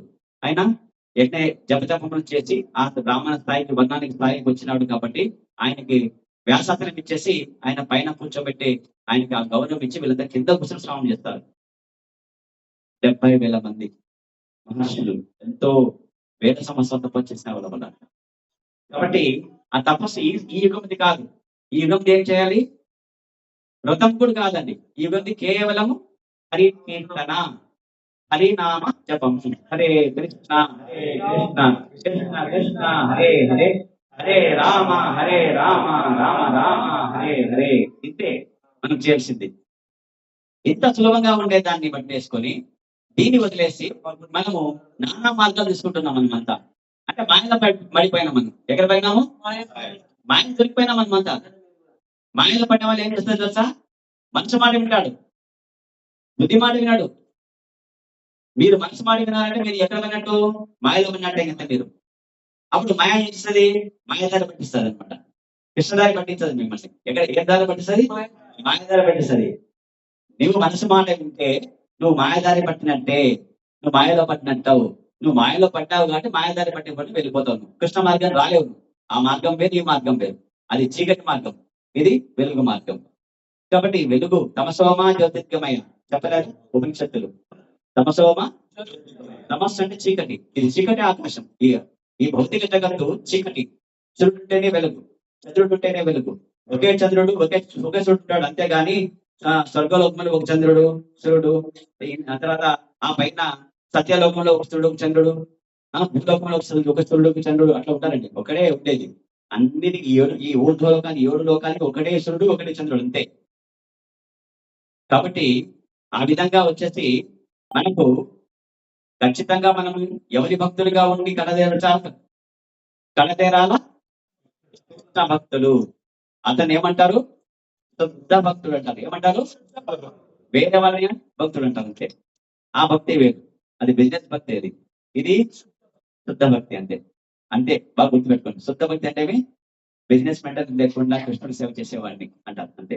కాబట్టి మానవుడు భక్తితోను ప్రేమతోను దేవాది దేవునికి పత్రమును గాని జలమును గాని ఫలమును గాని అర్పించినచో భగవానుడు దానిని ప్రీతితో స్వీకరించను అంతే. భక్తితో తీసుకుంటే ప్రీతితో స్వీకరిస్తాడు. ఎవరు? కృష్ణుడు చెప్తాడు ఇక్కడ. కనుక కృష్ణ విధానం మిక్కిలి సులభం మరియు జరిగిన చేత దీనిలో ఎవరికి నిషేధం లేదు. కాబట్టి నువ్వు ఏ ఖండంలో పుట్టినా, ఏ జాతిలో పుట్టినా, ఏ మతంలో పుట్టినా, ఏ నీచ కదా నికృష్ట జాతిలో పుట్టినా, అనగారిన వర్గాల్లో పుట్టినా, ఎక్కడ పుట్టినా మనిషి అయితే చాలా అని చెప్తాడు ప్రభుపాదులు. కాబట్టి నువ్వు భక్తి చేయడానికి అనుకోండి. ఎప్పుడు నీకు కృష్ణపరమైన జ్ఞానం వచ్చినప్పుడు నీవు ఆచార్య స్థానాన్ని కూడా వచ్చేస్తాడని చెప్తారు అనమాట ఇక్కడ. కాబట్టి శుద్ధ భక్తులు అయితే చాలా అంతే. కాబట్టి ఆ స్థాయికి రావాలా అంతే. ఏం చేయాలా? హరే కృష్ణ హరే కృష్ణ కృష్ణ కృష్ణ హరే హరే హరే రామ హరే రామ రామ రామ హరే హరే. ఈ మంత్రం పట్టుకుంటే చాలా అంతే. ఈ మంత్రం పట్టుకోవడానికి ఏమర్హత? తర్వాత మంత్రం పట్టుకుంటా తర్వాత చెప్తారంట, గురువులు చెప్తారంట, నాయన వెళ్ళి ఉల్లి మానేసేయి అని చెప్తారంట. ఎందుకంటే వెళ్ళి ఉల్లి ఎవరికి మేలు చేస్తుంది చెప్పండి? ఆ కృష్ణ ఇక్కడ, ఆ కృష్ణ పిలిచింది ఇక్కడ, ఆయనతో పని నాకు ఇప్పుడు. కృష్ణ ఇక్కడ మళ్ళీ మాట్లాడని చెప్పి ఆయనతో. వెళ్ళి ఉల్లి ఎవరి ఆహారం? కృష్ణ రా కృష్ణ కూర్చో. వెళ్ళి ఉల్లి ఎవరి ఆహారం చెప్పు ఇప్పుడు? చెట్టు నుంచి ఉత్పత్తి అయిందే కానీ బ్రహ్మ సృష్టి కాదు అది. చెప్పు కృష్ణ. వెళ్ళి ఉల్లి ఎవరికి మేలు చేస్తుంది? రోగికి. రోగికి, యోగికి కాదు. ఎస్, మనమంతా యోగులు. మనకి అవసరమా అది? ఎట్లా వస్తుంది? ఎప్పుడైతే నీవు పత్రం పుష్పం ఫలం తోయం కదా యజ్ఞశిష్టాసి నస్సంతా మిచ్చంతే కర్మకిల్ విషైః భుంజతే త్వగం పాప పచన్యాత్మా కారణాత్. చెప్పాను కదా నేను, మొట్టమొదటి చెప్పాను ఈ శ్లోకం ఇది. నీవు గనక కృష్ణుడికి నైవేద్యం పెట్టకుండా తింటే గనక నీకు వస్తుంది అది. అప్పుడు రోగం అవుతుంది. రోగం వచ్చేస్తే రోగి అయిపోతాం. అప్పుడు అది అవసరం అవుతుంది. అప్పుడు భక్తుడు కాలేవు కదా. కాబట్టి ఏం చేయాలి మనము? భగవంతునికి నైవేద్యం పెడితే గనక తింటే గనక నీకు రోగం రాదు, నీకు పూర్ణాయుష్ ఉంటుంది. ఏ కృష్ణ? ఆయుష్, మంచి జ్ఞానము, మంచి బుద్ధి, దీర్ఘాయుష్, రోగము రాకుండా చాలా సుఖ సంతోషంతో ఉంటావు. ఎప్పుడు? నైవేద్యం పెట్టి తింటే. ఎందుకుంటావు? దానికి కారణం చెప్తా ఇప్పుడు నేను చెప్పాను. ఒక విత్తు పెట్టితే ఏది నార పెట్టి మరి వడ్లయ్యి అది ఎండి దాన్ని నూర్చి తూర్పార పెట్టి మరి రైస్ మిల్లుకి తీసుకెళ్ళి దాన్ని బియ్యంగా మార్చుకొని ఇంటికి తెచ్చి దాన్ని కడిగేసి వండి తినడానికి పట్టే సమయంలో 130 రోజుల సమయం మినిమం అవుతుంది. ఆ 130 రోజుల సమయంలో వచ్చేసి ఆ అన్నానికి పట్టిన పాపం ఎంతో ఉంటుంది. నీవు కృష్ణుడు నైవేద్యం పెట్టకుండా నేరుగా తిన్నావు అనుకో, నాకు ఆకలిస్తుంది, నేను వండుకున్నాను, నా డబ్బులు నేను తెచ్చుకున్నాను, నా శక్తి, నేను బాగా చదివినాను, నేను పెద్ద పుడంగిని, నాకు పెద్ద ఉద్యోగం వచ్చింది, నాకు 2 లక్షలు నెల జీతం వస్తాయి, నేను ఏమైనా తినవచ్చు అని చెప్పేసి తిన్నామనుకో, అది పాపం. అది దానికి రోగం వస్తుంది దానికి. అందుకే నువ్వు అదే కృష్ణుడికి పెట్టావనుకో, దాంట్లో ఉండే పాపాన్ని తీసేస్తాడు, తీసేసి నీకు ప్రసాదంగా ఇస్తాడు. అప్పుడు నీకు రోగం ఎందుకు వస్తుంది నీకు? చెప్పు కృష్ణ, చెప్పండి. ఎస్, అంటే నీవు కృష్ణుడికి నైవేద్యం పెడితే కనుక దాంట్లో ఉండే పాపాన్ని తొలగించేసి నీకు ప్రసాదంగా ఇచ్చినప్పుడు నీకు ఏ రోగం రాదు. నేనున్నాను, ఒక్క టాబ్లెట్ లేదు ఇంతవరకు, 60 సంవత్సరాలు నాకు. ఇప్పుడు ఇది నా గొప్పతనం కాదు, భగవంతుడే. నాలో శక్తి ఎవరిది? కృష్ణుడిది. నాలో జ్ఞానం ఎవరిది? కృష్ణుడిది. నాకు వచ్చే సంపాదన జీతం ఎవరిది? కృష్ణుడిది. నేను పెద్ద పుడంగిన, ఎంఎస్సి, ఎంఫిల్, బిఎడ్, పిజిడిసిఏ. నా గ్రామంలో అందరికంటే ఎక్కువ చదవాలనుకున్నాను చిన్నప్పుడు. At the age of 4th standard. 4వ తరగతి చదివే వయసులో మా గ్రామానికి ಹೆಸరు పెట్టినాను. ఏంటి? వీళ్ళు నన్ను చిన్న చూసుకుంటారు, నన్ను వీళ్ళతో నేను గౌరవం పొందాలని చెప్పేసి. నాకు డబ్బు లేదు, మా నాన్న లేడు కాబట్టి మేము సంగతి అవుతున్నాం కాబట్టి కాబట్టి వీళ్ళకందరికంటే గౌరవం పొందాలా, వీళ్ళతోనే పొందాలని చెప్పేసి నేను ఒక దీక్ష పట్టుదల యజ్ఞం, చదువని యజ్ఞం చేసిన ఆయన. దాని లోపల ఉన్నాడు ఆయన హృదయ పరమాత్ముడు, చిరుదక స్వరూపన్నాడు కాబట్టి ఆయన లోపల మనసులో ఉన్నాడు కాబట్టి ఆ మనసులో అన్నది ఆయనకు తెలుసు కాబట్టి ఆయన మార్గం చిన్నప్పటి నుంచి చేసినాడు, నాకు బీజం వేసేసినాడు భక్తుడిగా. అయిపోయింది. భక్తుడికి సాధ్యం కాదు చెప్పండి, నమే భక్త ప్రాణిస్తుంది కదా. ఏం చెప్పినాడు? అనన్యాచింతయంతో మాం ఏ జనాపాసతే తేషాం నిత్యాభియుక్తానం యోగక్షేమం వహామ్యం. స్వయముగా నేను యోగక్షేమం చూస్తానంటాడు ఆయన భగవంతుడు. ఎందుకు చూడు? చూస్తాడు. దొరకడైనా సులభంగా దొరుకుతాడా కృష్ణుడు? మిగతా 33 కొన్న దేవతలు దొరుకుతారు కానీ ఈయన మాత్రం అస్సలు దొరకడు. జగత్కిరాడు ఆయన, మాయలకు మాయ ఆయన, ఎవరికి దొరకడు అసలు ఆయన. కాబట్టి ఆయనకి భక్తులు కావాలంటే ఎంతో అదృష్టం ఉండాలి, ఎంతో అదృష్టం ఉండాలి. కాబట్టి ఆ విధంగా ఆయన చేస్తాడండి, అంతే. ఆయన చేస్తాడంతే. కాబట్టి ఆయన ఏమైనా చేయగలడు. కాబట్టి నాలో శక్తి, నాలో జ్ఞానము, నాలో ఉండే ఏదైతే సంపద ఏదైతే ఉందో ఇదంతా ఎవరిదంటే కృష్ణుదాన్ని చెప్తాను, నాది కాదు అంతే. నేను ఎంతకాలం ఉంటాను ఈ దేహంలోనా? ఇది దేహం నాది కాదు, అమ్మనాన్నది. ఇది కూడా ఎవరిది? నాదే. ఇది అమ్మనాన్నది ఇది కదా. లోపల ఉండేది నేను, జీవాత్మ నేను బట్ నేను ఎవరు దాసుడిని? పరమాత్మ కృష్ణదాసుడు నేను. అంటే ఈ జ్ఞానంతో ఉంటే చాలన్నమాట. భక్తి సులభంగా చైతన్యం కలుగుతుంది, కృష్ణ చైతన్యం పొందేసి మనం ఖచ్చితంగా కృష్ణుడి దగ్గర సింపుల్ అంతే. కాబట్టి ఈ సులభ మార్గం ద్వారా కృష్ణ చైతన్యమును సాధించి అత్యున్నతమైన నిత్యానంద జ్ఞానపూర్ణమైన పరిపూర్ణ జీవితమును వాంఛింపని అజ్ఞాని ఎవడు ఉండును? కాబట్టి అత్యున్నతమైనది ఏదంటే కృష్ణ భక్తితో జీవితాన్ని ముగించడం. మరి ఇది ఎవరు ఇష్టపడతారు చెప్పండి? మీకంతా ఇష్టం ఉండాలి చెప్పండి, అట్లా ఉండాలని చెప్పేసి. వాంఛింప అనేది ఎవరు ఉంటాడు? అట్లా వాంఛింపని వాడు ఎవరు? వాడు అజ్ఞాని అని చెప్పాలని చెప్పి ప్రభావం చెప్తాను ఇక్కడ. కాబట్టి శ్రీకృష్ణుడు ప్రేమతో కూడిన సేవను వాంఛించును కానీ అన్యమును కాదు. నీవు కోట్ల ఆస్తిపడేటువంటి నువ్వు బంగారం పళ్ళెంలో తింటున్నావు కానీ తింటూ ఉండవచ్చు కదా, బంగారం పరుపు పైన పండుకొని ఉండొచ్చు కానీ నీ అప్పుడు రజస్వీ యాగంలో కృష్ణుడు వెళ్ళినప్పుడు ఆతిథ్యం ఇస్తానని చెప్పేసి ఎవరు పిలిచినారు? దుర్యోధనుడు, రండి బావగారు మా ఇంటికి రండి అని చెప్తాడు. మేము సకల వైభవంతో మిమ్మల్ని సేవిస్తామంటే ఆయన దానికి దొంగలే, దానికి ఒప్పుకోలే. ఎవరు చెప్పినాడు? విదురుడు సింపుల్ కదా, సింపుల్ ఆయన భక్తుడు. ఆయన భక్తులు తగ్గిపోతాడు అంతే, కానీ వాడు అభక్తుడు. ఎవరు? దుర్యోధనుడు. కాబట్టి భక్తుడు నిండిపోయినాడు. పాపం వాడు ప్రేమతో ఆ విదురురాణి ఉంది కదా, విదురుడి భార్య, ఆమె ఏం చేసింది? భగవంతుని నైవేద్యం పెట్టని చెప్పేసి బాధ్యత చెప్తే ఆమె కృష్ణుని చూస్తూ ఆనందంతో మైమరిచి ఆయన యొక్క అందాన్ని ఆయన్ని స్తుతి చేస్తూ అరటి పండు వలిచి తొక్కను పక్కన పెట్టలే, పండును పక్కన పెట్టేసి తొక్క తినిపించింది. చూడండి, ప్రేమ చేసి ఏం చేసినాడు? తొక్కగొట్టినాడు కృష్ణుడు. అవునా కాదు చెప్పండి? ఇది కథ కాదండి, కాకమ్మ గోమ కథ కాదు, ఇది సత్యం. ఇది అక్కడ చెప్తానమాట. ఆ ఊరికి పోయినాం మేము, విదురుడు ఇంటికి పోయినాం మేము. కృష్ణుడు తినిపించినారు, గది చూపించినారు నాకు. ఇక్కడే తినిపించింది కృష్ణుడు, వచ్చింది ఇక్కడే తినిపించింది, ఆమె విదరణ చేసింది అని చెప్పి చెప్తారు. ద్వారక దగ్గర కృష్ణ. కాబట్టి శ్రీకృష్ణుడు తన శుద్ధ భక్తులు సమర్పించు ఎట్టి పువ్వునైనను స్వీకరించను, అభక్తుల నుండి అతడు ఎట్టి కానుకను ఆశింపడు. చూడండి, అభక్తుడు అనే దుర్యోధనుడు ఏమి ఇచ్చినా నాకు వద్దు పో, నాకు వల్లేవల్ల అని చెప్పినాడు. కృష్ణుడు చెప్పినాడు ఏమన్నా? వల్లేవల్ల అన్నాడు అంతే. ఎవరు కావాలి నాకు? భక్తులు, శుద్ధ భక్తులు కావాలి నాకు అంటాడు. కాబట్టి ఆయన ఇచ్చిన జలమైన చెప్తాడు అంతే, ప్రేమ తీస్తే చాలు అంతే అని చెప్తాడు. కాబట్టి ఆత్మారాముడు ఎవరు? కృష్ణుడు. ఎందుకు ఆత్మారాముడు అంటే ఎవరు? ఆయన ఆత్మను నిరంతరం ఆనందిస్తుంటాడు. ఆయన ఆనందము తనలోనే, తన ఆత్మనేందే ఆయన ఉంటాడు. ఆయన వేరే బయట వాళ్ళ పట్ల ఆయన ఆనందం పొందే ప్రసక్తే లేదు.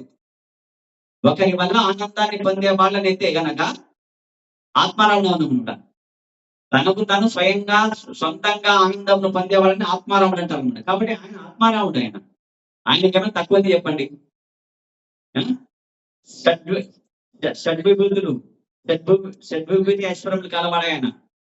ఆయన దగ్గర ఉండే ఐశ్వర్యము ఎవరి దగ్గర లేదు. కాబట్టి అన్ని ఆయన దగ్గర ఉన్నాయి. ఆయనకేం తక్కువ చెప్పండి.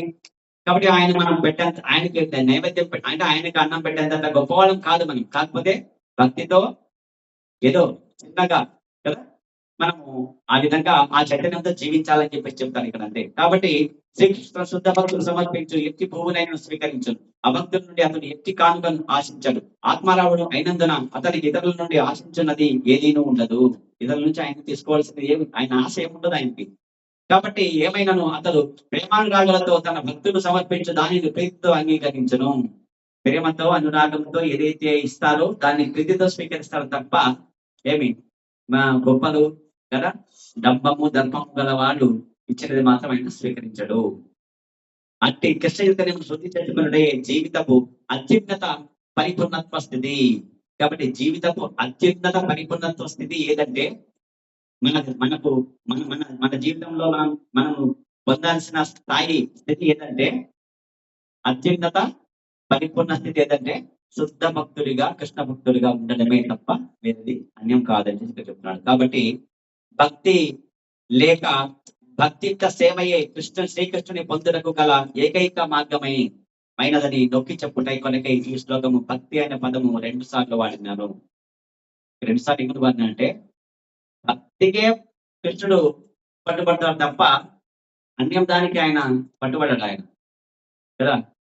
దామోదరం భక్తిబద్ధం నమామీశ్వరం సచ్చిదానంద రూపం రసకుండలం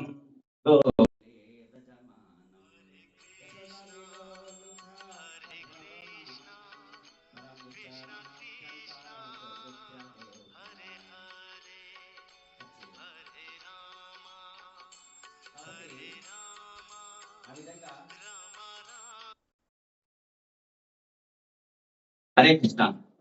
ఆ విధంగా వచ్చేసి ఇక్కడ చెప్తున్నాడు. కాబట్టి భక్తి ఒకటే భగవంతుని పట్టుకోవడానికి సాధన తప్ప అన్యం కాదని చెప్తున్నాడు. కాబట్టి శ్రీకృష్ణుడు తానే ఏకైక భక్తులని దేవాది దేవుడిని సమస్త యజ్ఞములకు పరమ లక్ష్యమును నిర్ధారించిన పిమ్మట మనకు ఎట్టి యజ్ఞ ఫలములను సమర్పించవలను ప్రకటిస్తుండేను.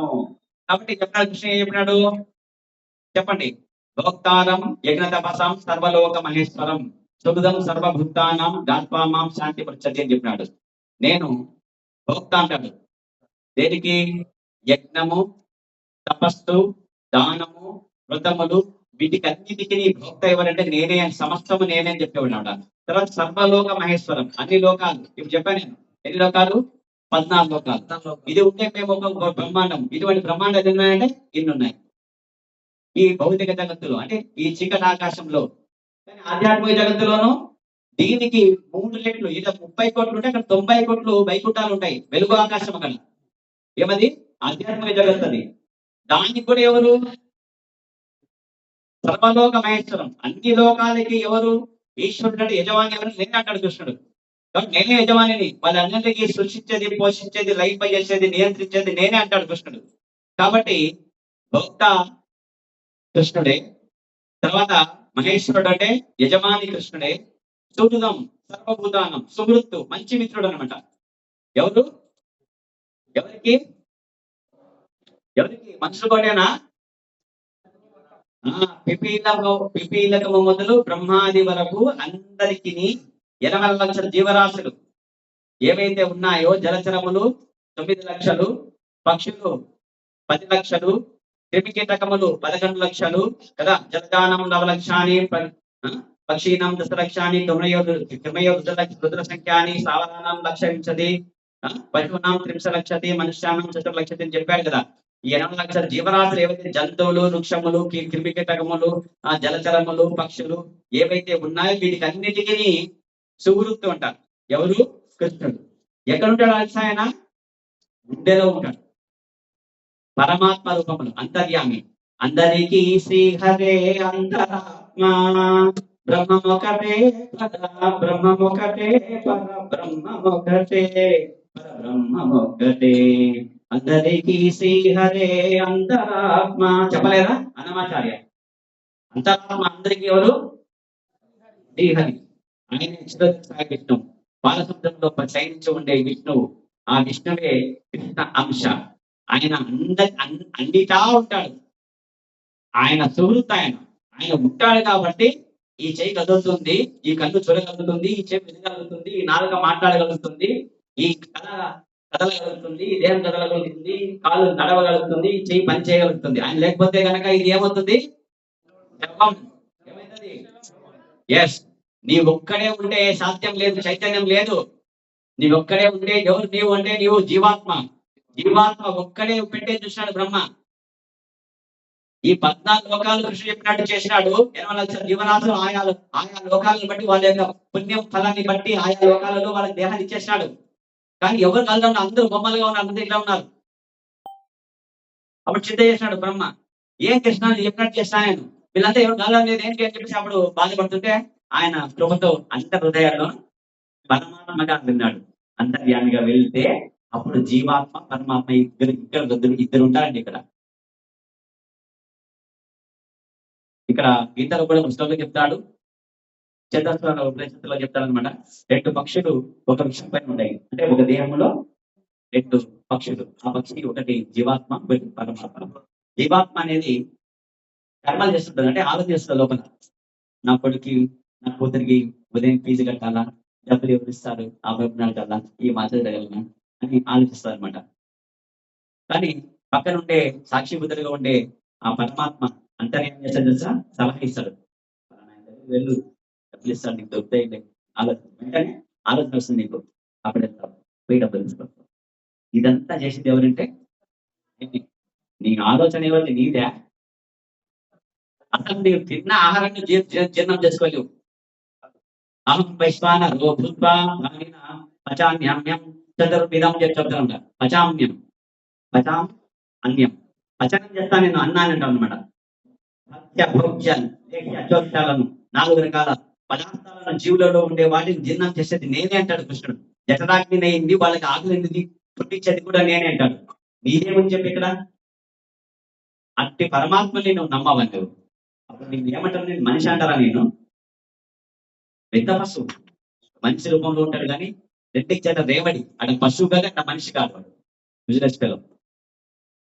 సో కాబట్టి ఈ విధంగా చెప్తున్నాడు. కాబట్టి మూల సిద్ధ ఇక్కడ భక్తి అనేది ఏది చెప్తానంటే భక్తులు ప్రీతితో సమర్పించేది తీసుకుంటాడు ఆయన. ఆయన భక్తులకు దాసుడు. ఆయన ఎవరు? భగవానుడు. కాబట్టి దామోదరం భక్తి బద్ధం. ఎవరికి భక్తులు? భక్తులకు భక్తులు అవుతాడు ఆయన. భక్తి చేత బంధింపబడేవాడు. అందుకే యశోదమ్మ కట్టేస్తుంది కదా కృష్ణుడిని. కాబట్టి అందుకే భక్తి బద్ధుడు అనమాట. ఆ విధంగా తల్లి పరమకు బద్దలైపోయినాడు, బంధింపబడినాడు. కాబట్టి మానవుడు తాను సమర్పించి దానిని శ్రీకృష్ణుడు అంగీకరించినట్టుగా చేయలేడు. కాబట్టి ఏ విధంగా అయినా సరే మానవుడు ఏమైనా చేయగలరా అంటే ఏం చేయలేడండి. అదంతా భగవంతుడి సంకల్పం. ఎవరిది? కృష్ణుడిది, భగవానుడి ఇద్దరిది సంకల్పం అంతే. వాళ్ళ సంకల్పం ఉంటే తప్ప మనం కృష్ణ భక్తులు కాలేమండి. గురువు కృప ఉండాలా, కృష్ణ కృప ఉండాలా. అప్పుడే మనకు ఏదైనా సాధ్యమవుతుంది. కాబట్టి ఇక చాలా ఉంది. ఇప్పుడు నేను ఇంకా ఒక షార్ట్ కట్ గా కొన్ని అక్షయ తృతీయ ఈరోజు కదా. ఇప్పుడు ఒక మాట చెప్పుకున్నాం. ఏంటని చెప్పలేదు. ఇప్పుడు మహాభారతం రచించింది ఎవరు? వ్యాసుడు చెప్పగా వినాయకుడు రాసినాడు. అది ఈ రోజే చెప్పినాను. ఈరోజు అక్షయ తృతీయ. తర్వాత దివి నుంచి భూమికి దిగి వచ్చిన గంగా భగీరథుని తపస్సు చేస్తే మరి ఆ మహాదేవుడి యొక్క శిరం నుంచి మరి కిందికి వచ్చింది ఎప్పుడంటే ఈ రోజు అక్షయ తృతీయ. తర్వాత పరశురాముడి జయంతి రోజే. ఎవరు పరశురాముడు? ఎల్లమ్మ తల్లి. తర్వాత జమదగ్ని మహర్షి వీళ్ళ కొడుకుగా వస్తాడనమాట. అప్పటికి ఆ కాలంలో వచ్చేసి క్షత్రియులు కటకారం ఎక్కువ ఉంటుంది. మాకంటే శక్తి మందులు ఎవరు మేమేం చేయొచ్చు అని చెప్పేసి మరి బ్రాహ్మణుల పట్ల క్రూరంగా ప్రవర్తిస్తూ ఉంటే కనుక ఇంకా ఆయన గండగొట్ట తీసుకున్నాడు అనమాట. పరశురాముడు అందుకే తీసుకొని 22 పర్యాలు మొత్తం అంతా ప్రపంచం అంతా దిగ్వేశాడు తలల్ని, ఎదురొచ్చిన వాళ్ళందరినీ. కాబట్టి బ్రాహ్మణుడైనప్పటికీ మరి క్షత్రియులని సంహరించి శాస్త్రాన్ని మళ్ళీ ఆయన తీసుకున్నాడు. కాబట్టి ఆ విధంగా అంటే వర్ణం అనేది కర్మలు బట్టి వస్తుంది కాబట్టి భగవంతుడు చెప్పాడు కాబట్టి ఆ విధంగా వచ్చేసి ఆయన బ్రాహ్మణనే. కానీ ఏమైనాడు శంకరుడు పని చర్చ సమాధానం చేసినాడు కాబట్టి ఇక్కడ ధర్మం సంస్థాపన చేసుకోవాల్సిన ఆ విధంగా వచ్చినాడు. అది రెండవది. తర్వాత రెండ అయింది ఇప్పటికి. ఇంకొకటి ఏంటంటే గంగా జలాన్ని తీసుకొని రావడం అనేది మూడవది. ఇంకొకటి ఏంటంటే ఈరోజు సింహాద్రి అప్పన ఉన్నారు కదా, తెలుసా మనకు సింహాచలంలో ఉన్నారు నరసింహస్వామిని. ఈ రోజు చందనం ఎప్పుడు ఆయన చందనంతో లేపనం చేస్తాడు, ఎందుకంటే ఆయన ఎక్కువ కోపం ఉంటుంది కాబట్టి చల్లగా ఉండాలి ఆయన చల్లనయ్యలా ఉండాలని చెప్పేసి ఆయన్ని ఎప్పుడు చందనంతో కప్పేస్తుంటారు. ఈ రోజు మాత్రమే ఇద్దరు ప్రదర్శన చేపిస్తారు. ఆ తర్వాత చందనం ఇప్పుడు ఈ రోజు మనము ఇక్కడ చూస్తాం. ఇప్పుడు ఆంధ్రలో చూస్తాం కదా, ఎవరున్నారు ఇక్కడ ఇద్దరు రెండు చేతులు పెట్టేసి హరే కృష్ణ హరే కృష్ణ కృష్ణ కృష్ణ హరే హరే హరే రామ రామ రామ హరే హరే అనే మహామంత్రాన్ని గౌరవిస్తాయి. అంటే కృష్ణ రాముడు వాళ్ళకి చందనం వేస్తారు. ఈ రోజు నుంచి అక్షయ తృతీయ నుంచి చందన సేవ ప్రారంభమవుతుంది. 21 రోజు దాదాపుగా ఉంటుంది ఇక్కడ ఈ రోజు. తర్వాత ఇంకొకటి ఐదవది ఏంటంటే ఈ జగన్నాథ రథయాత్ర అవసరమైన రథ చక్రాలు ఈ రోజు నుంచే మొదలెడతారు, నిర్మాణం ప్రారంభం అవుతుంది. ఆ తర్వాత ఇంకొకటి అన్నపూర్ణాదేవి. ఒకసారి శివుడు ఏంటంటే శివ భక్తుడు చెప్పినాడు ఉంటా ఒకడు, శివుడు ఏంది, శివుడే గొప్ప, శక్తి లేదు, శక్తి ఏం గొప్ప కాదని చెప్తారు అనమాట. అప్పుడు ఏం కోపం వస్తుంది శక్తికి.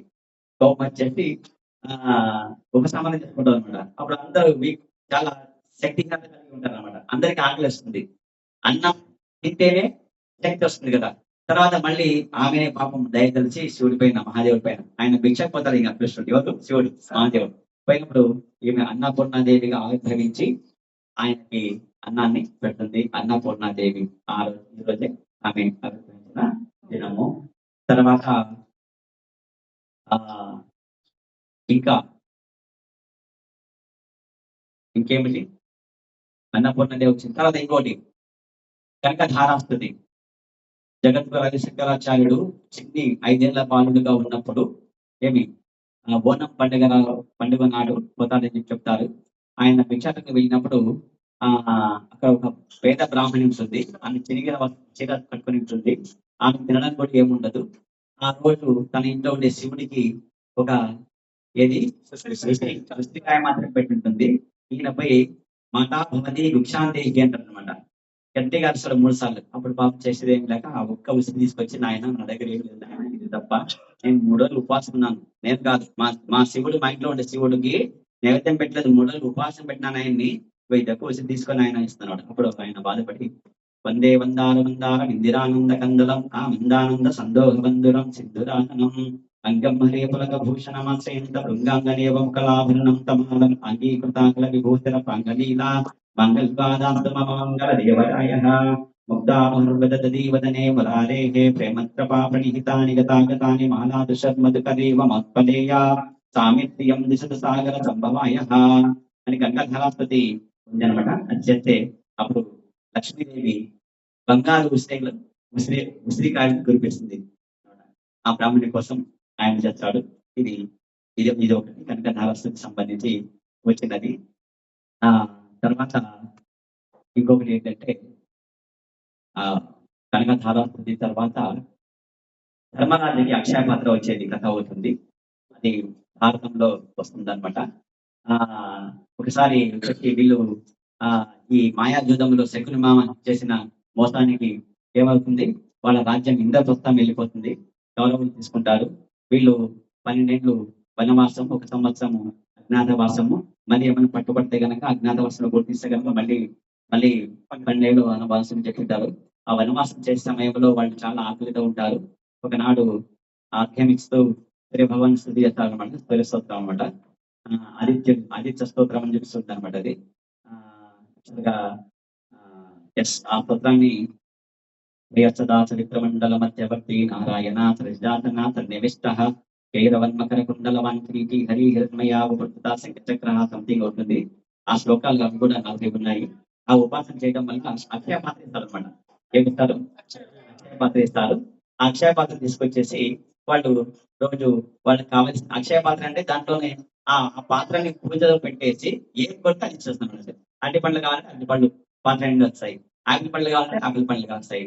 ద్రాక్ష పళ్ళు కావాలంటే ద్రాక్ష పండ్లు వస్తాయి అనమాట. అవి ఏం కొడితే అవి ఇస్తాను. చిత్రాన్నం కావాలంటే చిత్రాన్నం, దద్దోజనం కావాలంటే ఆ తర్వాత బెల్లమన్నం కావాలంటే పరమాన్నం కావాలంటే ఏది కావాలంటే అది, భక్ష్యం కావాలంటే భక్ష్యాలు, గుడాలు కావాలంటే గుడాలు, గారెలు కావాలంటే గారెలు, బూరెలు కావాలంటే బూరెలు, ఏ కావాలంటే అవి ఇచ్చేస్తున్నాడు అది పాత్ర.